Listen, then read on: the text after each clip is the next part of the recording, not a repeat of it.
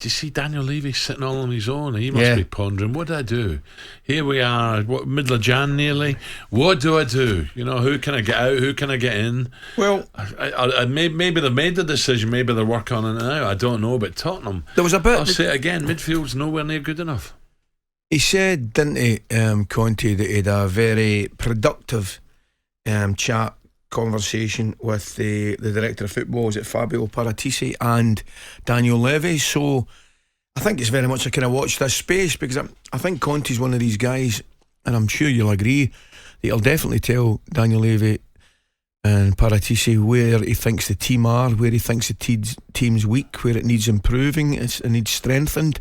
Normally he's flying up and down the touchline, the arms waving. Yeah. He went back to the bridge. I can understand that. He goes back to Chelsea, just stood there. Yeah. Right? Okay, they got a lesson. And then last night I thought it would seem a little bit more animated, but sometimes your players get you animated. Do you know what I thought? First half, it was a stroll for Chelsea. Do you know what I thought being at the game? It was interesting. I said to Jim, watching that game, and clearly Chelsea the better side, and there was a period maybe for about 5-10 minutes before half time where you could feel the frustration of the Tottenham supporters, and they were just not turning, but they were, just that way, or giving one or two a little bit of stick. And I thought, aye, here we go. And then as the second half went on, it was amazing. And I'd like to hear from Tottenham supporters, actually. I felt there was a resignation, an acceptance, if you like. Just say I'm Daniel Levy, right? Right. I'll say to Conte, look, disappointing again. There's a gulf is too big between Chelsea and ourselves. But bear with me, I'm trying my hardest to bring in new players. I'm only surmising here, and we've got to get that fourth spot. We have a great chance of getting that fourth spot. You can't just be all doom and gloom. You got to find light at the end of the tunnel, and he's got to. They're handily placed. Of course, they win the games in hand. By the way, handily placed. I'll tell you right now, I've got it in front of me. I think, I have. So you got to be a little bit positive. And if they win their 2 games, here's one for you. Yeah. If they win their 2 games in hand, they're 3 points behind Liverpool. There you go. So that you've got to be positive, but at the same time, you've got to try and keep your manager sweet by saying, look, we're trying to get, whether we don't know what Conte said to him. I need 2 midfield players, and I might say no. I need 2 wing backs, or I need full backs. I don't know. To me, it looks as if the midfield is bang average. The midfield got a lesson last night, right?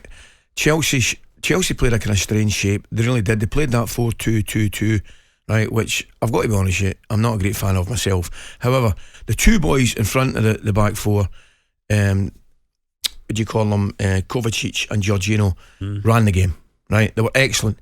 They had Mount. He floats, doesn't he? Mount floats. And Hudson-Odoi on the left hand side. They didn't have any great width, right? But the key area for me last night, where it was just about total domination, was the 2 boys I mentioned, Jorginho and Kovacic. They just ran the game out. They took the ball, they're comfortable on the ball, playing little 1-2s, space. They couldn't get near them. Do we give Tottenham a bit of credit here for second half improvement? 15 minutes, yeah. Or did Chelsea simply ties over? No, I think you've got to say, for after 5 minutes of the second half, Tottenham definitely had their best period. They did. They did a wee goal. They showed a little bit of aggression. They put a few balls in the box. They had Kane's goal disallowed. Well, what about the officials' performance? Here Average. we go again. Average. Because I am not a fan of VAR, as I've said. However, it did its job last night, right? It really did. But it shouldn't have needed to, because Andre Mariner, how does he give the first penalty? I don't know what he sees there, right? And the second penalty, clearly the goalkeeper comes out and takes the ball. I don't blame him for the offside. Let's go back a few nights to Old Trafford. The goal disallowed for Cavani getting blocked. Ridiculous. They're looking for offside. Yeah, I'm with you. He was 10 yards from Cavani, the referee, in play. It's an absolute joke. So therefore, it is not a clear and obvious error. I'm with you. It's a joke. I'm with you, mate. Absolute joke. We don't know the rules. That's the problem. They don't know the rules. I'm absolutely with you. What VAR is doing is giving referees and linesmen a cop-out. Because they don't have to make a decision, because they know if they get it wrong, I'll come back to them. But anyway, Spurs outplayed for the vast periods of the game. They only had a 15-minute. They probably only had a 15-minute period and the tie, Alan, because they were totally dominated. The fact they were still in the game after the first leg was, I think, they were a little bit fortunate.